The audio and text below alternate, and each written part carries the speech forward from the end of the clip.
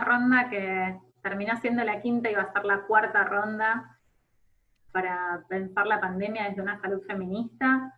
En esta ronda vamos a pensar cómo atraviesa la cuestión del riesgo y de las vejeces y cómo se cruzan desde esta mirada. Y bueno, con ustedes vamos a estar estrenando un tema para nosotras como ronderas, porque este tema de las vejeces no lo abordamos, así que bueno, es hoy nuestra primera vez y nuestra primera aproximación y vamos a compartirlo. Pensábamos en abrir esta nueva línea de conversación sobre las vejeces en este contexto específico de la pandemia, relacionándolo con esta cuestión que venimos conversando en las rondas anteriores de la ruptura que se dio de ese sentido común a partir del contexto mismo de la pandemia y de cómo muchos de los criterios que nos servían previo a esto quedaron estallados y cómo también sigue siendo una oportunidad para estallar categorías desde nuestra mirada feminista. Esta situación de excepcionalidad que transcurrió a partir del inicio de la pandemia obligó a la toma de algunas decisiones vinculadas al cuidado y de un cuidado específico ordenado también en función de un riesgo. Un riesgo que es un concepto que nosotros veníamos discutiendo y que en este caso sirvió, entre otras cosas, para tomar medidas extremas, como en algún momento se sugirió, la de que las personas de más de 65 años quedaran encerradas en sus casas y que incluso pudieran ser sancionadas en caso de salir de ellas. Y este riesgo se definió, digamos, únicamente en función de la edad de las personas, pero también pensando como en grupos homogéneos de personas que pudieran ser definidos a partir únicamente de la edad, invisibilizando, digamos, la posibilidad de las vejeces. Digo, esto que traíamos en las rondas anteriores, que lo remarcaba también André, sobre los plurales, y cómo hay existencias diversas, digamos, que pueden habitar algo que se suele denominar como si fuera único y homogéneo. En relación a esta invisibilización de las diferencias y de unas vivencias unívocas de la vejez, pensamos en invitar a 4 compañeras que nos acompañan hoy como ronderas para empezar a pensar algunos de estos cruces y de cómo estas distintas vejeces posibles responden a distintos criterios de riesgo, de cuidado, pero también de deseo y de vivencias diversas. Seguramente algunos de los ejes que atraviesan la discusión de hoy entonces sean vejeces, género, diversidad, cuidados, riesgos y tutelaje, que también es otro tema que salió en relación al parto en casa, salió en relación al aborto acompañado, y que nos parece que puede ser que tenga también que ver con algunas cuestiones cuando la autonomía va disminuyendo a partir de que la edad avanza, pero que sigue existiendo siempre un ámbito de la autonomía y del deseo y de la soberanía de esas personas y de esos cuerpos que tienen que tener un lugar también en nuestras políticas de cuidado y de deseo. Charlotte, ¿querías agregar algo? No te vi. Okay. No, sí. Bien, bueno, nos acompañan hoy Paula Agnel, Paula Tierbach, Lulia Arias y Carolina Brandariz. En primer lugar le vamos a compartir la palabra a Paula Agnel, que es trabajadora social, doctora en trabajo social, especialista en epistemologías del sur, e investigadora del CONICET en el Instituto de Estudios de Trabajo Social y Sociedad. Nos conocimos con Paula en una actividad que compartimos hace unos meses en la Escuela de Gobierno de la Provincia de Buenos Aires, que tuvimos el gusto de compartir este espacio, y nos parecieron muy, muy valiosas sus reflexiones, y por esto queríamos hoy también invitarla a reflexionar sobre qué vejeces, cómo se construyen estos conceptos de riesgo, cómo podemos adecuar esta protección de los cuidados de las personas adultas mayores desde una mirada de género, y qué pasa con este rastro diferencial del ejercicio del poder en la cartografía de los cuerpos. Bueno, en primer lugar agradecer la invitación, y para mí es una alegría estar compartiendo estas reflexiones. Yo hace varios años que soy trabajadora social y hace varios años que trabajo en el campo del envejecimiento y la vejez, y no hace tanto que la pregunta por los géneros se hizo presente en esas reflexiones, que creo que eso devino en un libro que sacamos el año pasado, compilando junto con Mónica Navarro, que se llama La gerontología será feminista, que un poco lo que traía era preguntas desde los géneros para pensar los procesos de envejecimiento y vejez.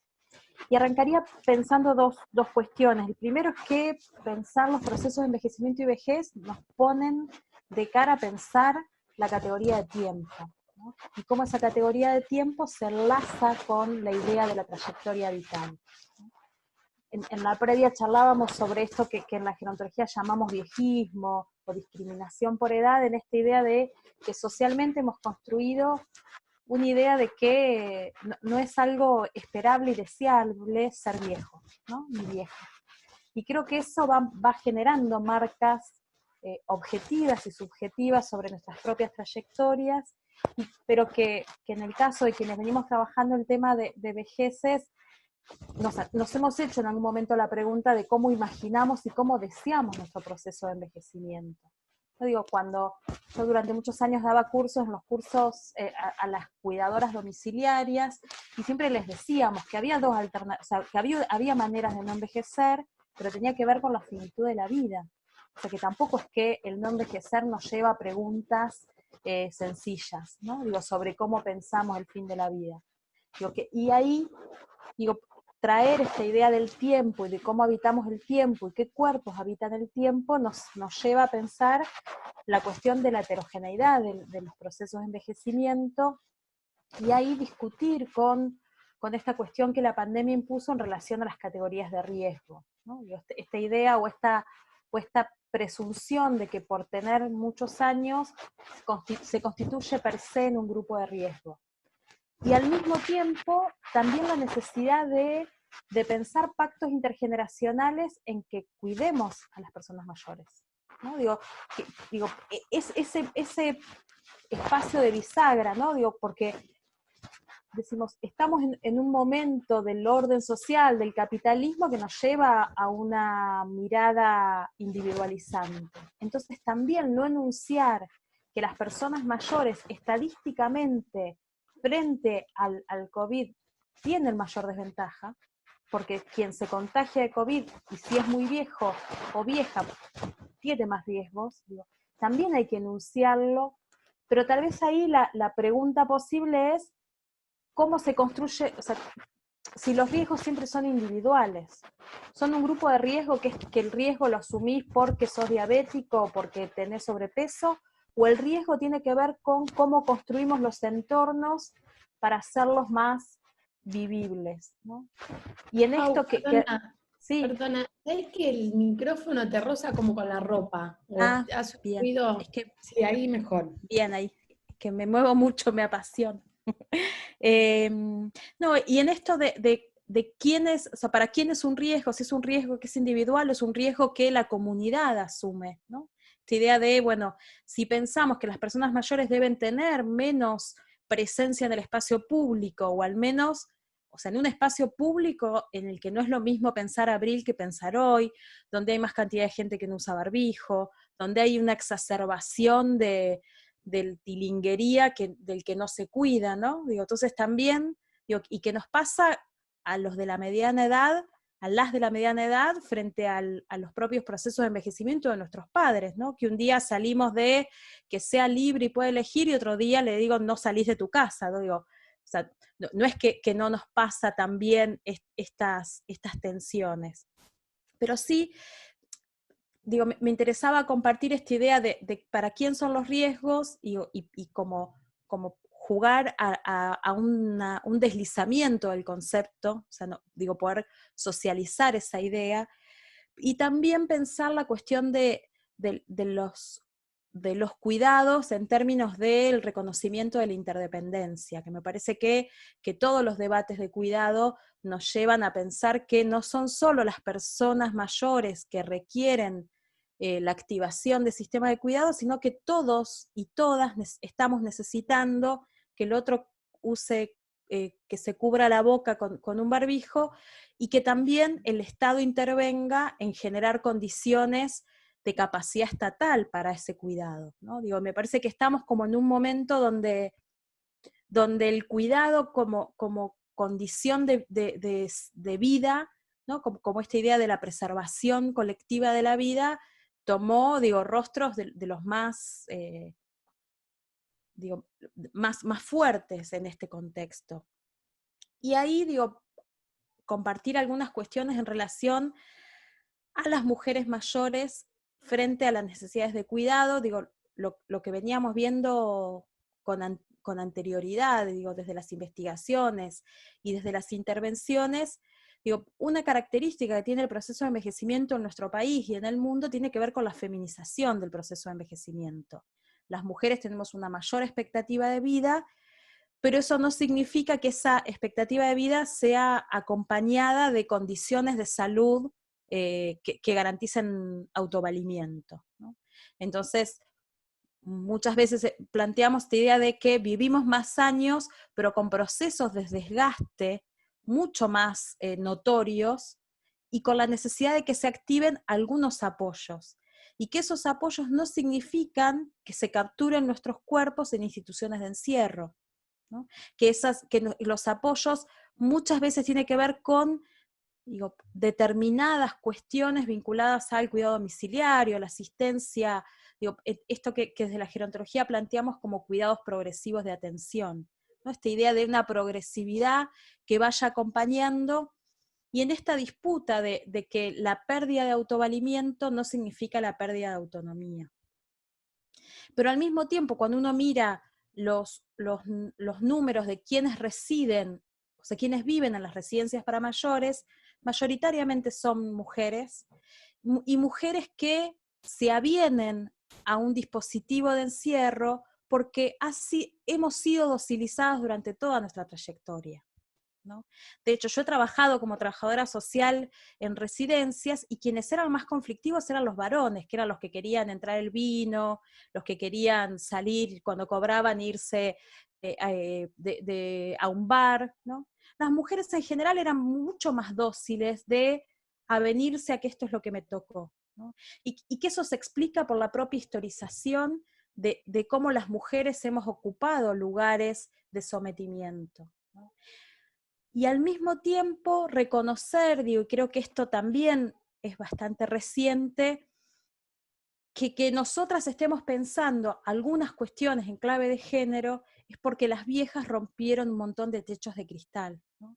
Digo, hay un programa de la Universidad de 3 de Febrero que se llama Programa Ancestras, y que hemos hecho algunas experiencias en La Plata, y lo que aparece muy fuerte es que muchas de las luchas que encararon las viejas no las disfrutaron ellas. Bueno, lo hemos visto en las marchas por el aborto, ¿no? Esta idea de, digo, estoy acá para que las pibas puedan tener los derechos que yo no tuve, ¿no? Y creo que eso nos vuelve a traer, digo, esta alerta de no creer que somos la generación que ve las cosas más claras, ¿no? Digo, me parece que esto de poder reconocernos como parte de un legado, de una tradición de resistencia, también me parece que es saludable en términos de pensar el presente, ¿no? Y que si bien muchas de las mujeres mayores han sido docilizadas con mucha más crueldad que lo que somos nosotras, o al menos eso queremos creer, tal vez son otros modos y aún no los vemos. También es cierto, en el libro este que les comentaba, trabajamos algunas historias de mujeres mayores en situación de dependencia física, y cómo esas eran historias controversiales, ¿no? De estas que para el sistema de salud son las que vienen a romper, ¿no? Digo, las que nos meten los amparos, ¿no? Quienes administramos, hemos trabajado en el Estado, digo, son estas que nos disputan sobre el lugar en el que las colocamos, ¿no? Y lo que aparecía muy fuerte era que eran mujeres que habían logrado posicionarse desde un lugar de toma de decisión sobre sus cuerpos, que no querían estar en un geriátrico y presentaban el amparo al PAMI para que les pague la internación domiciliaria, que disputaban si querían vivir en tal residencia o irse a otra. Había y eso ponía y resquebrajaba la respuesta de las instituciones. Digo, y rápidamente eran, digo, nombradas desde un lugar hostil, ¿no? Digo, esto aparece muy fuerte, digo, porque cuando quienes se deslizan o descolocan del lugar que pretendemos ponerlas, generan ruido. Y esos son viejas, y eran viejas que no eran con un bagaje de militancia feminista, pero que habían construido una mirada de dignidad sobre sus propias trayectorias, que a muchos de los que hemos trabajado en esas situaciones nos enseñaba, o al menos nos hacía interrogarnos, ¿no? Y finalmente, digo, esto en esta búsqueda del deslizamiento de sentidos, me parece que digo, yo en abril estaba muy entusiasmada de que de la pandemia salíamos mejores, ¿no? Digo, creo que todos tuvimos como esa sensación, hoy ya lo dudamos mucho, pero sí creo que hay cosas que estamos disputando y que vienen para quedarse, ¿no? Y entre ellos es repensar el cuidado y traer la noción de interdependencia, y que no solo son las viejas y viejos los que necesitan cuidado, sino que comunitariamente necesitamos ser cuidados, y también estar dispuestos a repensar los dispositivos. Tal vez las residencias, como las pensamos hasta ahora, no están pudiendo cuidar, o no frente a una eventualidad como nos pasa con la pandemia. Así que por ahora está ahí, si les parece. Bueno, yo quiero decir que tengo un montón de cosas que me gustaría tomar de lo que trajiste, Paula. La verdad es que súper interesante y muchas líneas de fuga para seguir pensando temas que venimos trabajando, pero bueno, que se van como entramando. Pero un par de cositas por ahí para aportar a la ronda. Uno es en esto de disputar el sentido. En una de las rondas, creo que fuera aborto, Vero Gago decía que los feminismos estamos disputando también el sentido de esta crisis que estamos viviendo, ¿no? Y en esa crisis disputamos los modos de pensar, los modos de organizar, los modos de nombrar. Y creo que para nosotros este tema nuevo es parte de este proceso, porque en el contexto de la pandemia el tema del riesgo y de las poblaciones vulnerables apareció muy fuertemente, y me impactó mucho, porque yo hablo desde el otro extremo, digamos, en este recorrido del tiempo estoy más lejos del final que del medio del principio, ¿no? Tengo hijos adultos, y cuando empezó, bueno, el tema de los cuidados y los viejos y los geriátricos, había algo, y hablo desde la experiencia de envejecer, donde me ubico, ¿no? Porque claramente no me ubico en la idea de abuela, de la abuelita, que hay que cuidar a los abuelos. Conversaba en la previa, no soy abuela, pero digamos, ¿no? Esa idea de que los viejos somos todos abuelitos, o que después de determinada edad se refieren a nosotros en ese sentido, digo, es como, ¿dónde me ubico, no? Porque no me reconozco,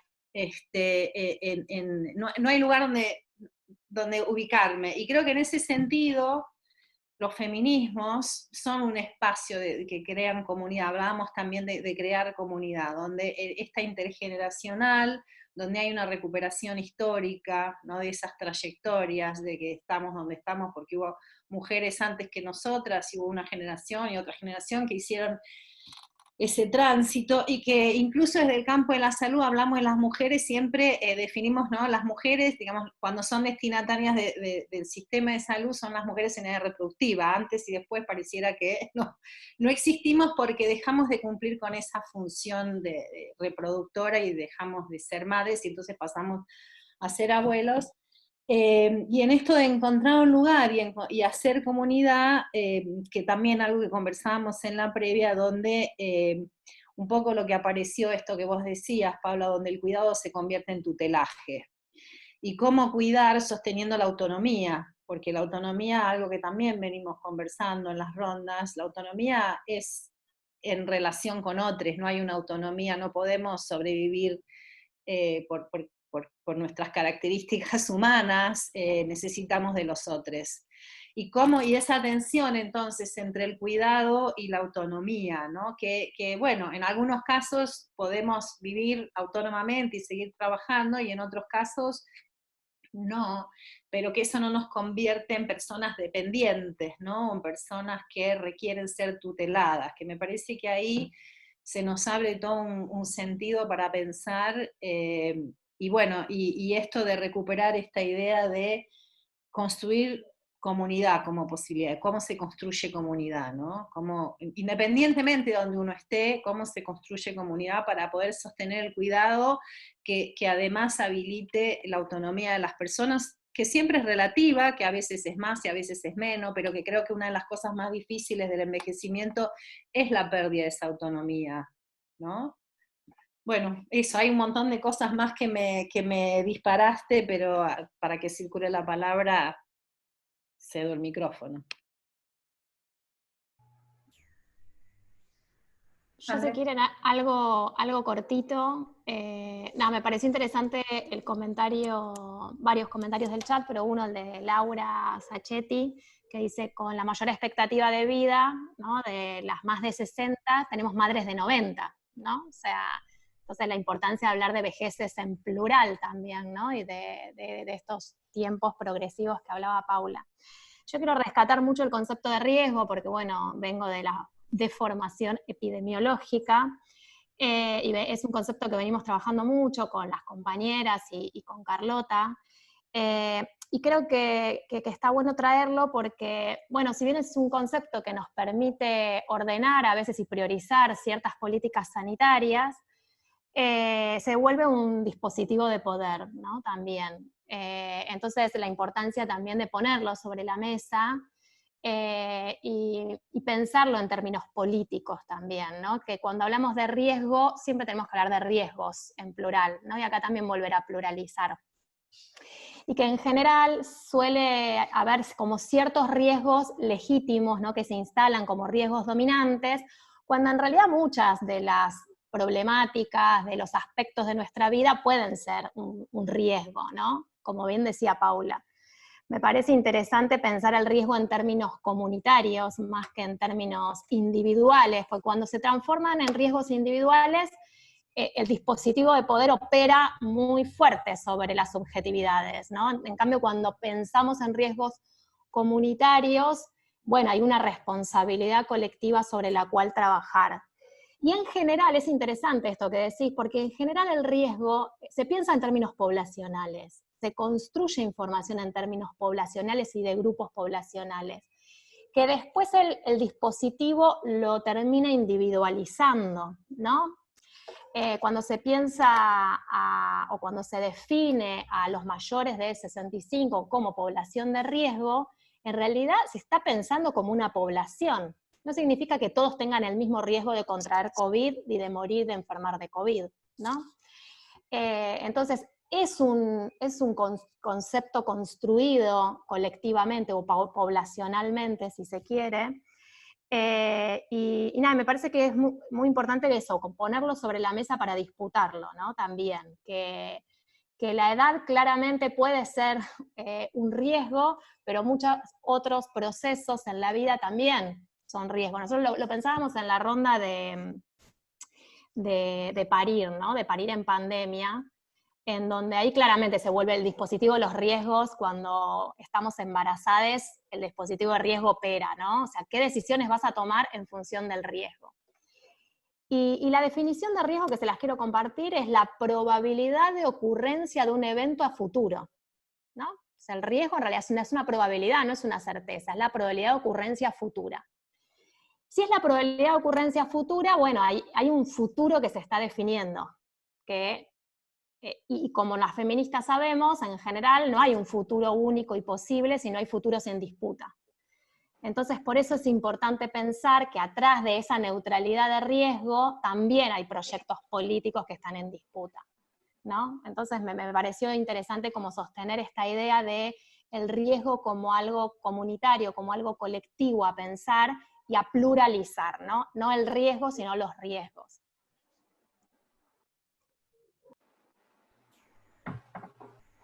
Algo más que quería rescatar de esto que nos trajo hoy Paula, es que apareció esta idea como de otras temporalidades y otras espacialidades que venía resonando en rondas anteriores.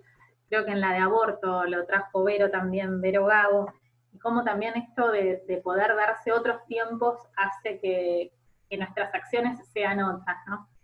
Bien, para poder seguir avanzando, veníamos pensando también en esto, ¿no? Que decíamos al principio de cómo cuando se habla de vejez sin plural y sin distinción, esa universalización deja fuera, ¿no? A estas otras posibles vejeces. Y en función de esto y de cómo estas estrategias que se pensaron para la pandemia, como el quédate en casa, no se vive igual en todas estas poblaciones ni desde la diversidad tampoco. Para esto la invitamos a Luli, que es Lourdes Arias, es militante trans, parte de la cooperativa Arte Trans y del programa de implementación de políticas de género y diversidad sexual del Ministerio de Salud de la provincia, así que somos compañeras de trabajo desde hace un tiempito, tenemos el gusto de compartir la tarea y bueno, Luli, todo tuyo. Buenas tardes a todas, a todos. Gracias por la invitación. Y sí, mi nombre es Lourdes Arias. Y venía pensando, digo, me presento como mujer trans, digo, aclaro o no, porque digo, las personas Siempre no como dicen, vos quieras. no, digo, las personas no dicen, hola, soy heterosexual, digo, pero digo, en este contexto tengo que aclararlo para poder visibilizar a la comunidad trans porque todavía, y particularmente hoy, recién vengo de una charla, una capacitación de Carla está testigo, había mucha resistencia en cuanto a la aceptación y el respeto a la diversidad. Entonces digo, bueno, me voy a presentar como mujer trans para poder visibilizar a la comunidad.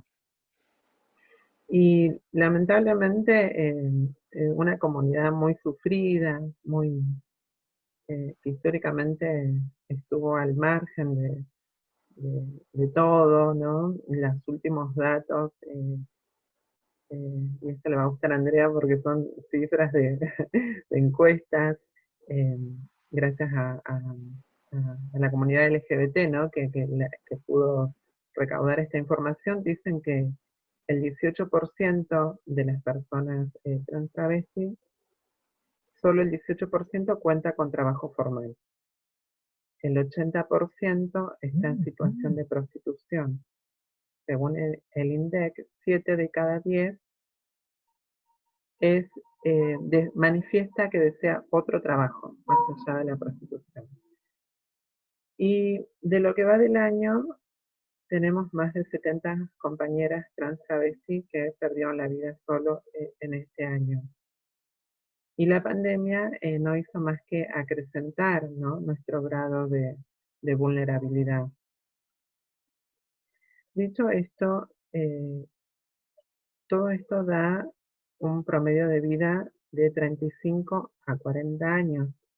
Entonces, la comunidad trans, pensarnos en viejes, en ancianos, en abuelos, es muy, muy, muy difícil porque son muy pocas las que llegan a superar los 40, 45 años.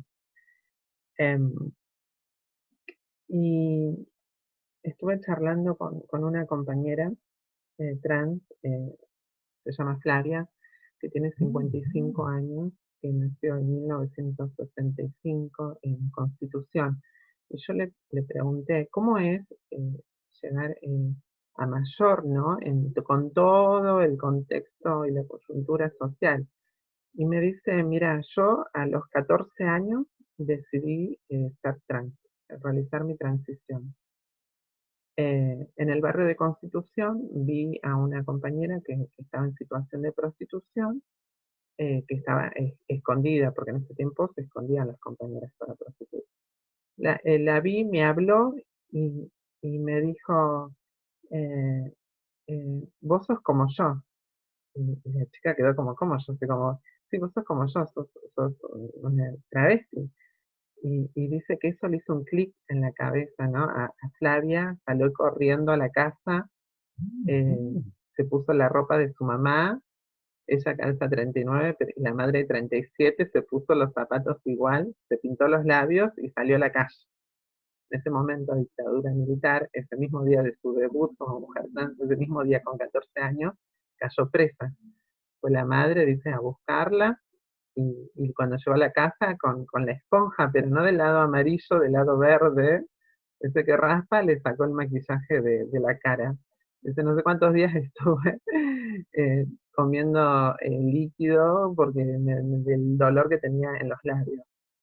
Entonces, esto, pensar, vos decís, 14 años, y ya en trans, en contexto de prostitución, digo, qué difícil, pero era el momento, era ese momento que hoy es impensado, o no, porque digo, en el 2009, cuando yo caí en situación de prostitución en los bosques de Palermo, todavía había mujeres trans travestis menores de edad, de 15, de 17 años, en prostitución.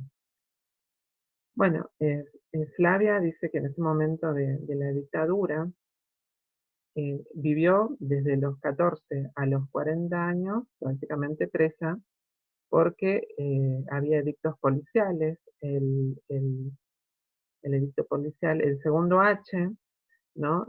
Escándalo en la vía pública por vestirse con ropa ajena a su sexo biológico, o por trabajo sexual, ¿no? Que estaba prohibido en ese momento. Entonces la arrestaban por cortación de pelo, por tener el pelo largo, por cortación de uñas, por pintarse la uña, por desfiguración de rostro, por depilarse las cejas, por vestirse de mujer. Presa 30 días, sí, muchísimo tiempo. Y yo le pregunto, con la vuelta de la democracia, digo, ¿cambió la situación? Y dice, se derogaron los edictos policiales, pero llegaron las multas. Entonces, lamentablemente no hubo mucho cambio. Dice que las arrestaban, las ponían en las comisarías, en los patios de las comisarías, desnudas, las mojaban con agua fría a las 6 de la mañana para que el resto de los policías y de las comisarías hagan un reconocimiento y las tengan como marcadas, ¿no? Lamentablemente, la persecución policial eh, en algunas provincias y en algunos municipios sigue vigente. Digo, hasta la semana pasada nos enteramos que en la localidad de Guaymallén un policía mató de 6 tiros a una chica trans que estaba en contexto de prostitución, ¿no? Digo, nada, por eso cuando me plantearon el tema de la charla, yo decía, ay, que es difícil, porque lamentablemente no llegamos a muy mayores, pero yo creo que es un desafío en conjunto poder modificar este promedio de vida, ¿no? Y pensar estrategias en conjunto, en comunidad, como decía Carlota, ¿no? Para poder mejorar la calidad de vida de las compañeras y para que puedan pensarse en adultos mayores. Nada, eso.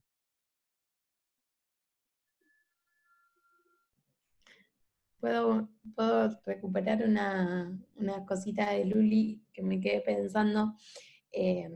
Gracias primero por traer tu voz, por lo que nos compartís, porque me parece que nos acerca a otra dimensión que necesitamos pensar cuando hacemos el ejercicio de, bueno, no todas las vejeces son iguales, claro que no, y además creo que hay un sector de la población que la vejez incluso es un privilegio, ¿no?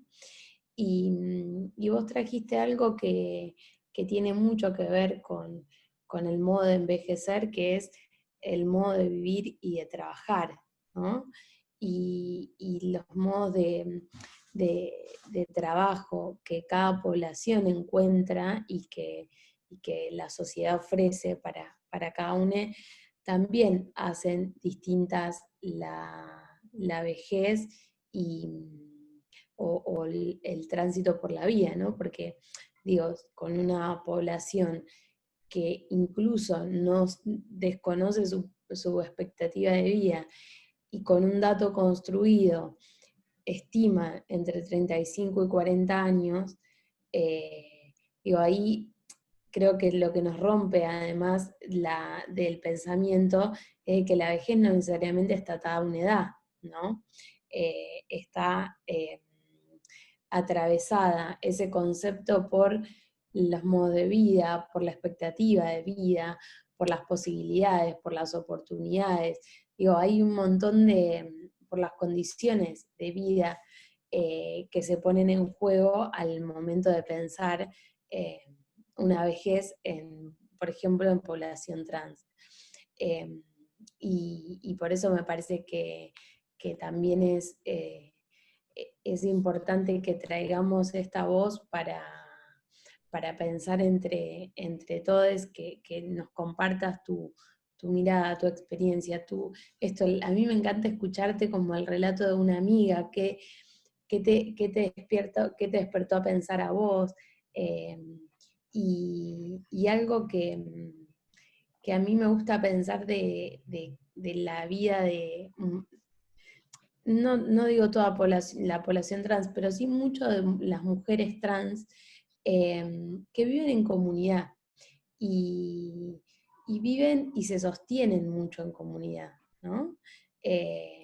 Incluso construyen familia entre amigas, y creo que eso también está bueno para pensarlo en las redes de cuidado y de sostén que se construyen y que genuinamente se acompañan y sostienen en muchas situaciones de la vida.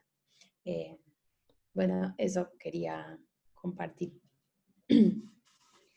Sí, yo también agradecerte el compartir estas historias. He escuchado otras historias que siempre provocan, me afectan, ¿no? Estoy conmovida y quería un poco recuperar algo que también salió en las rondas y de las que habla Silvia Cusicanqui, esto de recuperar la empatía como una forma de conocer. Que es necesario, y que en salud, sobre todo, tenemos la tendencia por nuestra deformación profesional, esto de desafectarnos, ¿no?, del otro. Es como una intervención neutral, técnica, bueno, ese cuerpo sin sujeto, ¿no? Y que creo que vos lo que traes, porque me conmueve el relato, y porque como decía Carla, si decimos que el cuidado no debe ser un privilegio, tampoco envejecer, vejeces poderosas o potentes o llenas de placer y de disfrute, tampoco deberían ser un privilegio.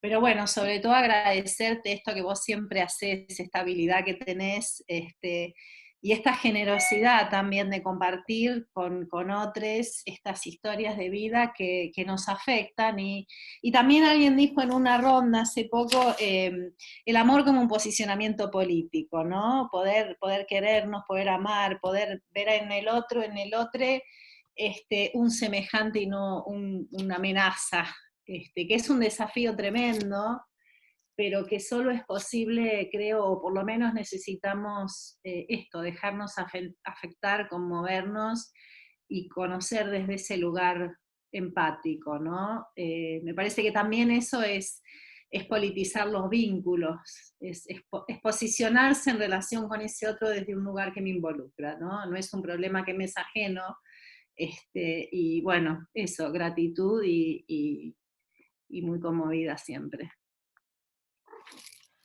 Sí, yo quería, bueno, claramente Luli, por suerte la tenemos ahí cercana, tenemos una cercanía y la podemos disfrutar a diario, pero igual siempre nos conmueve.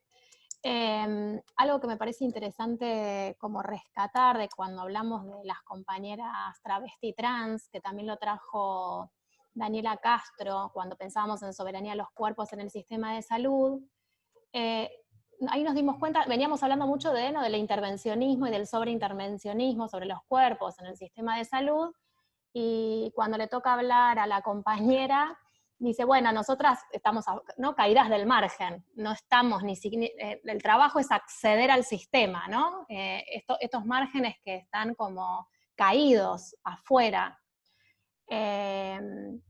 Y hoy Luli también nos trae esto, ¿no? Bueno, estamos pensando las vejeces y de repente cuando pensamos que hay que trabajar un montón sobre la vejez, sobre los procesos de autonomía, sobre todo esto que trajo Paula súper interesante de cómo generamos redes de cuidado, cómo nos pensamos a todos vulnerables y en ese punto interdependientes en términos comunitarios, también, bueno, Luli nos trae, bueno, la vejez, incluso en estas condiciones en las que la vivimos, que la tenemos que mejorar, sigue siendo un privilegio para nosotras, ¿no? De nuevo vuelven a estar caídas, ¿no?, de las problemáticas, que a mí eso me atraviesa fuertemente, ¿no? Encontrarlas siempre, por eso nos hacemos el trabajo y el esfuerzo de que esté presente su voz en cada una de las rondas, cada vez que podemos, porque nos traen algo que a veces se nos cae del margen, de lo pensable, ¿no? Incluso de lo problematizable, y que lo traen ustedes con su voz tan potente.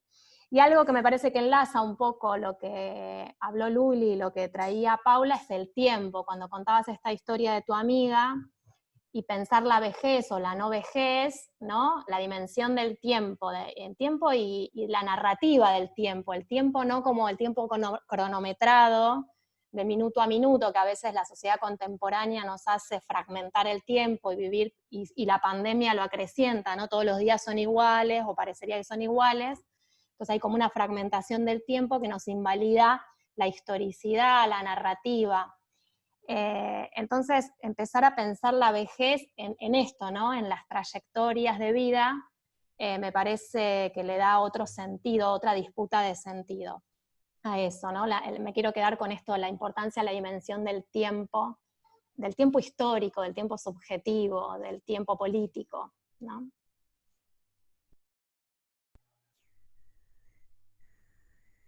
Algo que me resonaba también con lo que nos trajo Luli, que bueno, siempre amor, es que hay además una práctica que tienen las compañeras trans, que es esto de empezar a documentar sus propias historias para entrar desde esos márgenes, ¿no? Y cómo, digo, así como construyen redes de cuidado, también cómo empezaron a llevar registros, cómo pudieron armar en algún momento un museo de la memoria trans travesti, cómo se pudo hacer, digamos, esta primera construcción de una aproximación a pensar cuál es el promedio de edad y de vida y de trayectorias de las personas trans, y que se pudo hacer a partir de la militancia organizada, de las colectivas, y de ellas mismas contando sus historias, como hizo Luli, que nos compartió la historia de Flavia, y el valor que tiene esto cuando ciertas poblaciones o ciertos grupos quedan por fuera de lo que el Estado está mirando, y cómo se construye información que después también sirve para poder seguir avanzando en forma progresiva también en el ámbito de los derechos, como están ahora disputando el cupo laboral trans, que esperamos que salga a nivel nacional y que se cumpla a nivel de la provincia también, que ya existe hace 5 años. Y bueno, cómo esto también inscribe, digamos, algunas cuestiones respecto a esta trayectoria que decía Carly sobre el trabajo y la relación con las vejeces, como cuando discutíamos, digamos, la preparación de esta ronda y decíamos, bueno, no todas las viejes son jubiladas ni abueles, pero cómo pensar en que poder ser jubilado, digamos que es una categoría en la que muchas no quieren, digamos, verse, también puede ser un privilegio porque implica el haber transitado, digamos, una vida de un trabajo formal, ¿no? Tenemos una duda, no sabemos si Nora está levantando la mano porque quiere decir algo, que vimos que aparecía recién el iconito. Nora, ¿vos querés decir algo?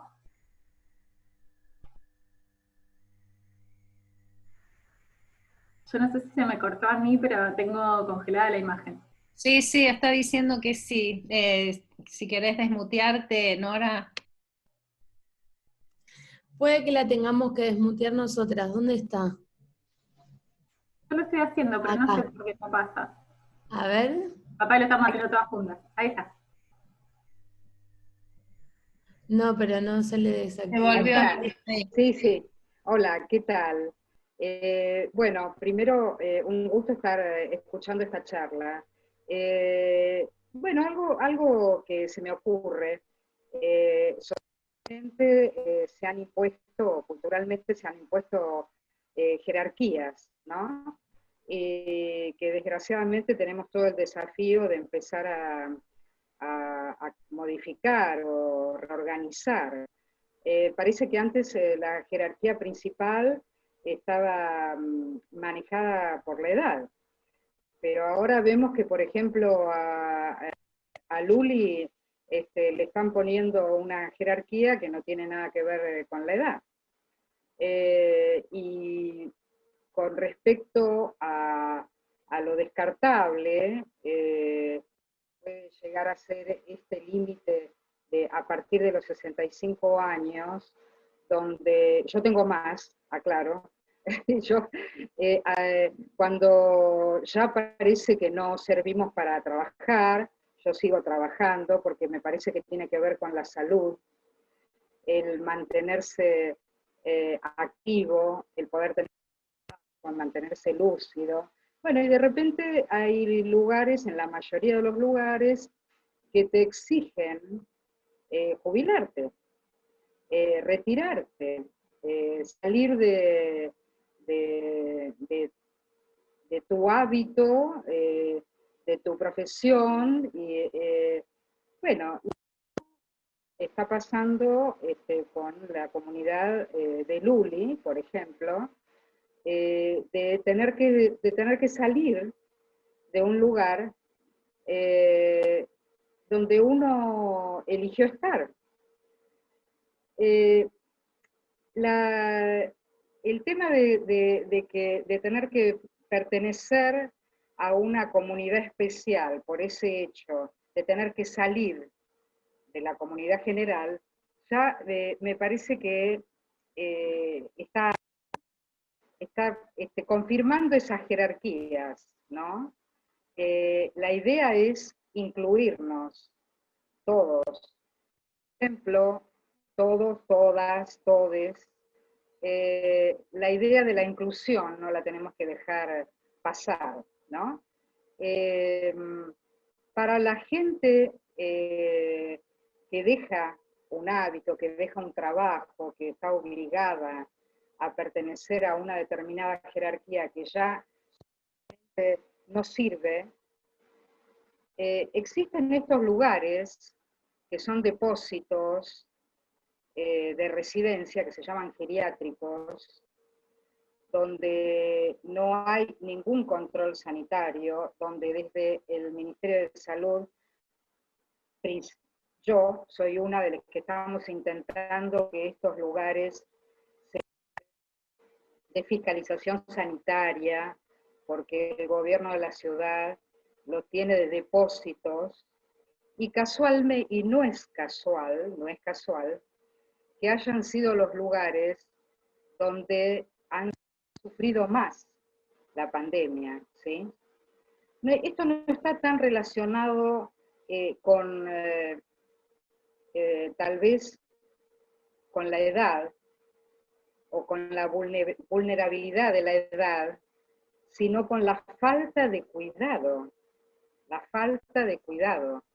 Esa gente que a la mañana tenía un trabajo, a la tarde tenía otro, a lo mejor a la noche iba a hacer una guardia a un geriátrico y no tenía el mismo cuidado porque tampoco tenía los insumos necesarios para cuidarse. Pero, además de todo, la población era una población de descarte, que ya le quedaba poco para vivir, que no importaba tanto si se contagiaba, porque igual se moría por COVID, se iba a morir por la neumonía o por un problema cardíaco, o por un, digamos, Y por ahí casi inconscientemente se descuida. Esto es el mayor desafío. Gracias. No, gracias a vos. No, digo, por ahí lo que traes es esto de en términos de población, creo que el descarte tendría que ser más en referencia a lo productivo, ¿no?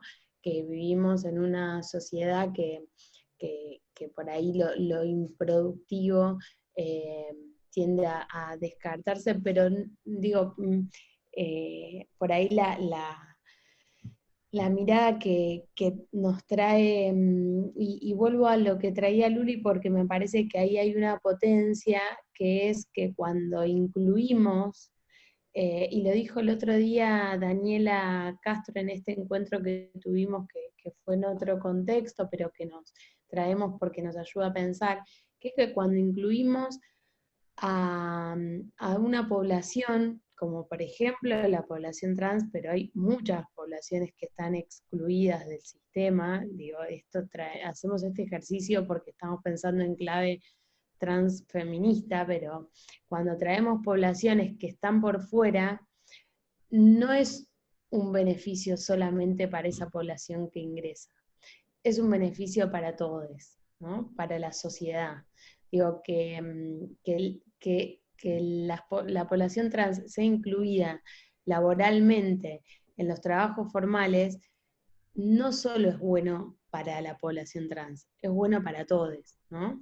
Entonces, me parece que es bueno hacer este ejercicio porque en esto de descarte, yo me preguntaría, problematizando esto de qué se descarta, ¿no? Entonces, más que ese concepto, propongo de pensar cómo hacemos esa inclusión que nos amplía, creo que a todos, de una u otra, de otra forma, en nuestras concepciones, en nuestras miradas, en nuestros pensamientos. Crecemos todos cuando abrimos e incluimos. Si quieren, seguimos. Seguimos. Algo de esto del descarte me hace pensar en cómo patriarcado y capitalismo son esos primos hermanos que van juntos a todos lados, ¿no? Pero bueno, vamos a avanzar con la ronda si tenemos tiempo de escuchar a nuestras ronderas invitadas del día de hoy. Sí, nuestra próxima rondera es Paula Tirbach, lo dije bien, creo. Sí. Andrea, ¿quieres decir algo? No, pero cortito, solo para mantener una pregunta, me parece interesante de sostener, ya que estamos pensando en salud y en salud feminista, ¿no? Esta idea de el trabajo productivo como salud, que también lo tenemos que pensar, ¿no? Porque un poco lo trajo Carly, lo dejo como pregunta, ¿no? No tengo la respuesta, pero también no sé si no hay una trampa, esto que acaba de decir Agos, entre capitalismo y patriarcado, es que si nos salimos del trabajo productivo, bueno, empezamos a envejecer rápidamente. Y viene todo eso que está impregnado en la representación negativa de vejez, ¿no? Que nos compartía Paula al principio. Entonces dejo la pregunta también para problematizar salud y trabajo productivo, ¿no? Para que me parece que hay una tensión que tenemos que detonarla un poco para construir otros vínculos. Gracias, Andrés. Bueno, la estaba presentando a Pau, que es también una compañera. Es la segunda Paula de la ronda y la segunda trabajadora social. Así que las Paulas sean unidas. Paula es coordinadora del equipo de asesores de la Secretaría Técnico-Médica de PAMI, es feminista y militante de la salud pública, y queríamos compartir con Pau estas preguntas de cómo pensaron desde PAMI estas dimensiones que venimos hablando de las vejeces, los riesgos y el cuidado en relación a la población que tiene esta cobertura, y qué procesos también tuvieron que poner en marcha para adaptar estos cuidados y para al mismo tiempo repensar esta idea de una vejez homogénea, y cómo pusieron a jugar nuevas herramientas para abordar la problemática de la pandemia durante este tiempo. Bien. Bueno, buenas tardes a todos y todas. Gracias por la invitación. Es re lindo estar ahí como rodeada. Es como un abrazo en un momento en el que estamos tan aislados, aisladas. Así que contenta por eso y agradecida. Me quedé pensando un montón de cosas que fui escuchando, entonces medio que se fue modificando lo que había pensado decir. En primer lugar, tomando lo último que estábamos conversando y que traía Luli, pienso que qué responsabilidad enorme y qué tarea tenemos por delante, que es esta, precisamente empezar a hablar de las vejeces, ¿no? Politizar esa idea de la vejez, empezar a politizar y a empezar a discutir el sentido común hegemónico que se ha construido en relación a la vejez. Entonces me parece que es como una enorme responsabilidad y que nos pone de frente un camino largo, digamos, ¿no? Me parece que hay que desandar mucho. Así que en primer lugar me parece, celebro este espacio en principio porque empezamos a discutir, no porque seamos las primeras y primeros, pero me parece que está bueno que empecemos a darnos el espacio para discutir y para problematizar la vejez, y también porque creo que la forma de empezar a politizarla es empezando a escuchar otras voces, digamos, otras formas de nombrar, otras formas de vivir la vejez, otra forma de entenderlas, digamos. Así que me parece que es un puntapié muy, muy interesante. Y en relación a PAMI, que como charlábamos hace un ratito, digamos, venimos haciendo este laburo precisamente de politizar y de poner a discutir algunas nociones en una institución tan inmensa como es PAMI, que tiene a cargo 5 millones de afiliados y afiliadas, es la obra social más grande de Latinoamérica, digamos, es muchísima responsabilidad y muchísima heterogeneidad que ha sido históricamente homogeneizada, digamos. Entonces tenemos esa tarea de empezar a deshomogeneizar a esta población que tenemos a cargo, digamos. Eso pensándolo en todo el territorio nacional, entonces particularizando aún más o poniendo el ojo y el objetivo en particularizar estas vejeces, digamos, empezar a dialogar con esas vejeces. Es una tarea enorme que va a llevarnos mucho tiempo, pero que sin duda ya arrancamos.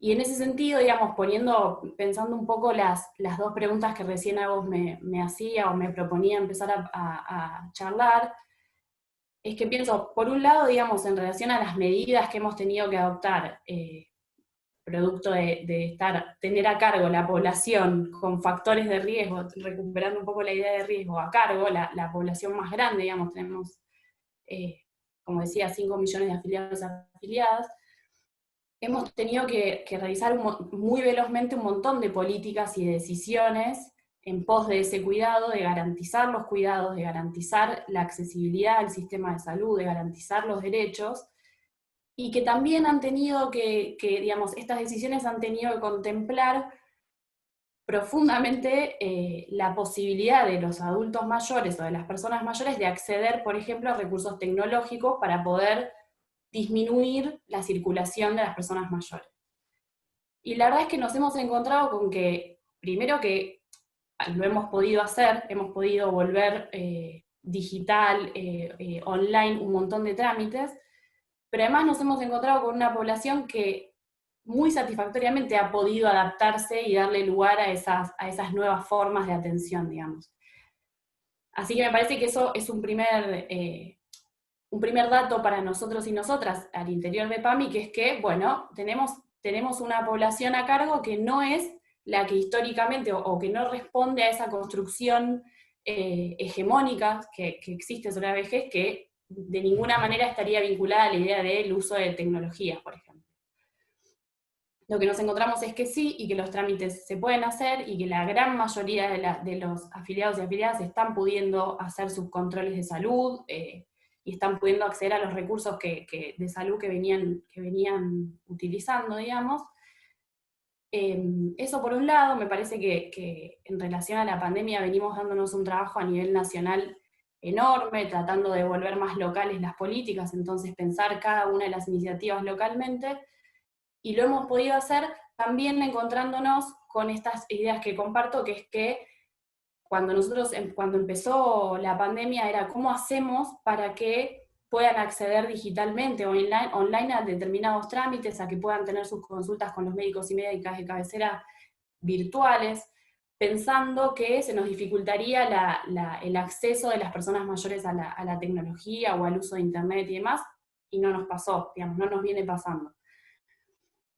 Con lo cual, digo, saliéndome de la pandemia y por ahí poniendo un poco más en tono con la discusión que se venía teniendo, me parece muy necesario tener esta discusión con esa comunidad sobre la que estamos hablando, digamos. Nosotros desde PAMI se abrieron espacios que tienen que ver con construir y empezar a fortalecer ese diálogo en donde las políticas públicas y las políticas que se diseñen desde PAMI respondan a verdaderos intereses que reflejen esas vejeces, digamos. Y no al revés, que en este espacio tal vez decir esto puede llegar a ser compartido por todas y todas, pero es una discusión que hay que dar muy fuerte hacia adentro y hacia afuera, digamos, ¿no? No el discurso performativo diciendo, y como decíamos antes, tutelando y diciendo cómo debe ser esa vejez, y entonces acomodando las políticas y las decisiones de PAMI a esa vejez que ya está nombrada, ya está estipulada, ya está homogeneizada, sino hacer el trabajo inverso, digamos. Empezar a recuperar y a conocer esas vejeces para poder empezar a hacer que las políticas públicas y las acciones que desde PAMI empecemos a construir recuperen esos relatos, esas identidades y esas heterogeneidades. Entonces me parece que es una tarea muy compleja, pero que necesariamente luego el impacto es muchísimo más positivo en tanto y en cuanto refleja las verdaderas necesidades, digamos, de la población a cargo. Y en ese sentido se abrieron un montón de espacios, aún en este contexto, que tienen que ver con propiciar ese diálogo, digamos. Hay un espacio que se armó y que me llamaba la atención, digamos, con esta idea de comunidad que se llama Comunidad PAMI, que precisamente lo que hace es invitar a los afiliados y afiliadas a ser parte de esta comunidad y poner a dialogar precisamente las distintas realidades y los intereses que aparecen o experiencias que ya existen comunitarias para ver cómo eso puede después reflejarse en políticas desde PAMI que contemplen esos intereses. Y dentro de eso aparecen, digamos, sexualidad, diversidad, muchísima necesidad de espacios culturales, de actividades culturales, de cine, de teatro, de cuestiones de prevención y promoción de la salud también, de deporte. Ya lo dije de sexualidad, pero me parece muy interesante porque es una demanda que se abre, digamos, y que construye, necesariamente nos pone en la responsabilidad de tomar esa demanda y empezar a pensar políticas y acciones en esa dirección. Mucho vinculado también a la necesidad de capacitaciones e instancias de formación de recursos tecnológicos, de herramientas digitales. Todo eso se ha ido, digamos, estos distintos diálogos con diferentes espacios y colectivos que también tienen mucha presencia en el campo de las vejeces, se han ido traduciendo en algunas políticas. Hoy tenemos en 6 universidades, tenemos un espacio que se llama UPAMI, que lo que propone es que los afiliados y afiliadas, las personas mayores puedan estudiar, puedan tener distintas instancias de formación que son recontra amplias, desde alimentación, nutrición, deporte, cultura, sexualidad, bueno, ahora no me acuerdo todo, pero digamos, un abanico de oferta en las universidades que otra vez me parece que trae de la mano la idea de repensar nuevamente ese concepto de vejez. Un viejo o vieja en la universidad, un viejo o vieja con el celular en la mano, son ideas que han venido, que no son las que se nos asocian rápidamente cuando pensamos en un viejo o en una vieja, y sin embargo están siendo focos de muchísimo interés, y son a construir también, digamos. Si las ofertas que nosotros construimos no contemplan esas singularidades, muy difícilmente después sean exitosas esas herramientas, digamos. Pero si el laburo es al revés, y las herramientas reflejan los intereses que fuimos poniendo a dialogar y construyendo, es muchísimo más probable que sean espacios más interesantes. Lo que pasa es que, como siempre, y me parece que por eso arrancaba diciendo que es una responsabilidad enorme la de politizar el concepto de vejeces, es una tarea más larga, digamos. Es una tarea más larga, porque es bastante más sencillo armar políticas o armar acciones o pensar programas y demás, y que luego se adapten a ese programa las personas, digamos. El circuito inverso, que es el que estoy proponiendo, sugiriendo, y que desde PAMI venimos intentando construir, lleva más tiempo, más tarea, porque hay que poner a dialogar diferentes particularidades y singularidades, pero necesariamente, o para nosotros y nosotras, va a ser mucho más interesante, y sobre todo va a generar más ampliación de derechos, que es lo que estamos tratando de hacer, digamos. Pensaba eso y pensaba también otra cosa que quería mencionar, es que lo venimos diciendo y que se dijo varias veces en esta ronda, digamos, cómo nombramos, ¿no? El discurso es performativo, digamos, cómo nombramos, cómo nos nombramos, cómo nombramos la vejez, y en particular desde PAMI, que tiene una enorme responsabilidad, se ha incorporado, digamos, desde cuando llegamos nosotros y armamos una secretaría que se llama, digamos, una secretaría de cuidados, de derechos humanos, cuidados, género, y dentro de esa secretaría hay una subgerencia de disidencias y diversidad sexual, que adentro, como PAMI, es una revolución. Solo nombrarlo, digamos, empezar a nombrar, desde el inicio, marcar cuáles son las líneas de acción, hacia dónde queremos ir, cómo queremos nombrarnos, cómo queremos nombrar a las vejeces, qué cuestiones son interesantes e importantes para nosotros y nosotras. No correr la perspectiva de género de estos espacios, no dejar afuera de la discusión a las vejeces, digamos, ¿no? Entonces me parece interesante que esas iniciativas que desde diciembre ya hemos venido llevando adelante empiezan a performar algunas prácticas, empiezan a performar nuevas formas tienen atrás una enorme, insisto, responsabilidad y trabajo, atrás y por delante, pero que me parece que empiezan a marcar algunas diferencias también, y que yo celebro, digamos, y que convoco también, o en este espacio en el que entiendo que estamos interesadas en la temática, a acercarse y a discutir aún más, ir profundizando y ampliando esas discusiones para poder contemplar esas singularidades. Creo que esa tensión está constante, digamos, sobre todo en quienes trabajamos en el Estado, que es cómo volvemos esas políticas públicas que debieran tender, o que para nosotros tenemos la obligación de que tiendan a ser de ampliación de derechos, cómo hacemos que esas particularidades y singularidades se reflejen en estas políticas públicas que tienen que incluir a la gran mayoría, digamos. Esa tensión constante entre lo particular y lo general, de alguna manera, me parece una responsabilidad, un desafío, pero también lo más interesante para construir colectivamente. Bueno, por ahora. Gracias, Pau. Bueno, nos quedan un montón de cosas que queremos decir. No sé, André, ¿vos querías decir algo? Porque te veo ahí que abriste. Sí, yo quería rescatar unas cositas chiquitas y capaz darle el pase a Carlota, no sé si quiere. Una es que me pareció importante, que creo que surgió y viene surgiendo en las rondas, ¿no? Pero de disputar el sentido de las vejeces parece algo simple, pero me parece que es importante rescatarlo, ¿no? Disputar el sentido de las vejeces es darle voz, ¿no? Darle lugar a esa voz. Me parece que ese ejercicio que traes, Pau, parece menor, pero en el caso de las vejeces me parece como fundamental, ¿no? Parecería como volverle a dar ese lugar de voz que tienen. Y de voz individual, pero también de voz colectiva, ¿no? Como rescatando esto que surgió de la importancia de cómo la voz de las compañeras travesti trans salen con toda su fuerza de los márgenes y construyen, porque se construyen como comunidad y construyen y se organizan colectivamente.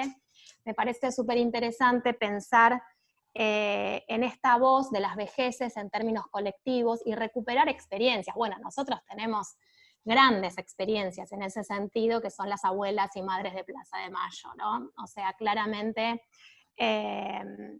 tenemos vejeces organizadas desde hace mucho, cuando no eran vejeces, pero que se organizaron como abuelas, digamos. Entonces, ¿no? La importancia de pensar también ese momento vital, no solo en términos de darle la voz, y la importancia de darle la voz, pero también empezar a pensar en voces colectivas, y cómo le hacemos lugar a esas voces colectivas, porque sabemos nosotras, las feministas, que cuando nos agrupamos, nos vinculamos, discutimos, nos tensionamos, nos organizamos, bueno, suceden otras cosas, ¿no? Entonces, ¿cómo hacemos para recuperar organizaciones de vejeces colectivas, ¿no? Que me parece importante que surgió. Y acá, no sé, le paso, acá Carlota, no sé si quiere agarrar el guante, pero claramente cuando le damos la voz a las vejeces aparece la sexualidad, que parece que sería un tema sobre el cual no sería de interés, y claramente me parece que la sexualidad, el placer, el deseo tienen que ser puestos sobre la mesa cuando hablamos de vejeces.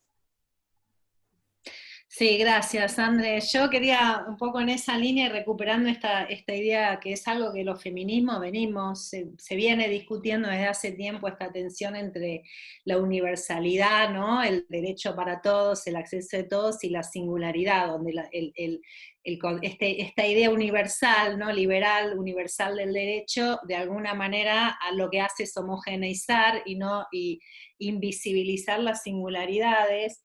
Y vos trajiste dos temas, ¿no? que son interesantes para mí. Uno definitivamente es el de la sexualidad, porque es un tema, y pensaba, a nosotros nos costó también incorporarlo, a pesar de que venimos pensando estos temas, incorporarlos en la dirección de salud sexual del ministerio, ¿no? Y hay dos poblaciones que quedan en los dos extremos. En una de las rondas hablábamos de cómo el nacimiento y la muerte están intervenidas por el sistema de salud y suceden en instituciones que de alguna manera intervienen medicalizan esos procesos naturales. Y de alguna manera hay dos poblaciones en los extremos que también están un poco excluidas, aunque, por ejemplo, de los adolescentes hablamos mucho, pero no les damos ninguna voz, que es una población. Pero pensé en los adolescentes porque hace poco estaba escuchando una de las grabaciones de las asambleas de la Revolución de las Viejas, donde las mujeres decían, nosotras queremos educación sexual también, porque es cierto que es una deuda que hay con las mujeres adultas mayores que no tuvimos, que fue una autoeducación que fuimos dándonos, y donde el feminismo también, si pensamos, ¿no? en el colectivo de Boston, Nuestros Cuerpos, Nuestras Vidas, que fuimos también las mujeres organizadas hace mucho, hoy son mujeres que podrían ser consideradas de la tercera edad, las que iniciaron ese proceso, y la necesidad de incorporar, porque es cierto, devuelvo a esta idea de salud reproductiva, pareciera ser que nosotros nos ocupamos de la sexualidad desde el sector salud sobre todo, hasta el momento de que dejamos de producir, y ahí también lo engancho un poquito con esta idea de concepto de productividad, ¿no? De producción. Bueno, servimos en tanto reproducimos fuerza de trabajo, y porque en realidad los programas de salud sexual y reproductiva históricamente han sido programas de salud reproductiva y en realidad de gestión y control de la fecundidad, más que de promoción de la sexualidad y del deseo. Y ahí es un tremendo desafío poder pensar. Y también muchas veces me ha pasado, hace años que trabajo en salud sexual y reproductiva, a veces en los operativos donde las mujeres nos piden, por ejemplo, gel, ¿no? Para poder tener relaciones sexuales más confortables. Y es un insumo que nunca se compró, que nunca se pensó. Así como no pensamos en la copa menstrual o en insumos menstruales, nunca pensamos, bueno, ¿cómo hacer, qué necesitan las mujeres adultas qué insumos necesitamos incorporar a la canasta para que entonces todos estén incluidos y podamos realmente responder a las necesidades y a los deseos de los distintos sujetos que atraviesan. Y el otro tema que también está que trae un poco este nuevo movimiento de la Revolución de las Viejas, que tiene que ver con las políticas de cuidado, ¿no? En el sentido de políticas de construcción de ciudadanías, estas nuevas maneras colectivas de pensar los cuidados, que son, no así como estamos pensando, se me juntan un montón de asociaciones, pero veníamos hablando en la ronda de parir en pandemia, el tema de las casas de parto, ¿no? Y un tema que está apareciendo también son las casas colectivas donde las mujeres, las personas mayores puedan vivir en comunidad. Y que son iniciativas que surgen desde las comunidades, desde este colectivo que dice Andrea, ¿no? De poder pensar cómo transitar estos momentos de la vida en comunidad y recuperando esta voz colectiva, que en definitiva es también construir ciudadanía, ¿no? Esto que decía André, cuántas personas quedan no solamente en el margen, sino se caen hasta el margen, y cómo muchas vejeces también quedan fuera del margen, y cómo volver a recuperarlas, que en realidad son políticas, cuando hablamos de las políticas de igualdad o de inclusivas, son políticas de construcción de ciudadanía también, no va más allá de lo específico, sino cómo pensar que la política es una herramienta para construir ciudadanía. Bueno, eso y un montón de cosas más que me vuelan la cabeza, pero paso para que siga circulando la palabra y podamos seguir rondeando. Sí, nos quedamos con ganas de seguir resonando con cada una de las intervenciones. Aprovechamos acá para contarles, supongo que algunos van leyendo en el chat, algo que nos cuenta Perla, que es una compañera también del Ministerio, de una actividad que hicieron el año pasado con jubiladas en ANSES, así que después le vamos a pedir también que nos cuente a ver qué podemos recuperar de esas actividades, que supongo que tienen que ver con esta cuestión de la salud y ojalá haya tenido que ver también con la salud sexual. Bien, avanzamos con nuestra última rondera de esta ronda de cierre de este ciclo, que es también una amiga de la casa, compañera de la campaña por la socialización de los cuidados, que es Carolina Brandariz. Ella es docente, socióloga, es directora de Cuidados y Políticas Comunitarias del Ministerio de Desarrollo Social de la Nación, que como ustedes saben, a partir de diciembre estas direcciones de cuidados, secretarías de cuidado, empezaron a aparecer en los organigramas, tanto a nivel nacional como también en la provincia, cuestión que celebramos, y nos parecía muy importante también pedirle hoy que nos acompañara para contarnos cómo están pensando desde el Ministerio, pero también que nos comparta algo de su trayectoria, porque también Caro es parte de un espacio que se armó de una formación, de una diplomatura en cuidado de personas mayores en la UNSAM, que ustedes saben que en las universidades conurbanas pasan cosas muy interesantes, junto con la CETEP. Así que bueno, Caro, te escuchamos.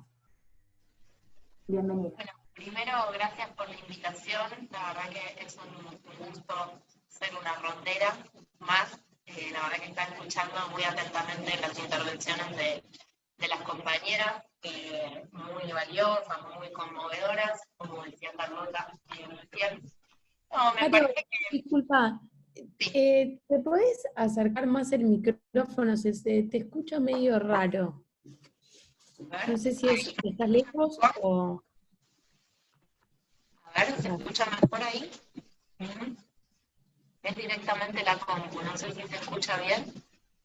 Más o menos. No sé cómo escuchan ustedes. El resto, yo la escucho medio rara. Tal vez con auriculares, ¿no? Mejor. Sí, capaz con auriculares. ¿Cómo si tengo a mano? Bueno. Te esperamos igual, no pasa nada.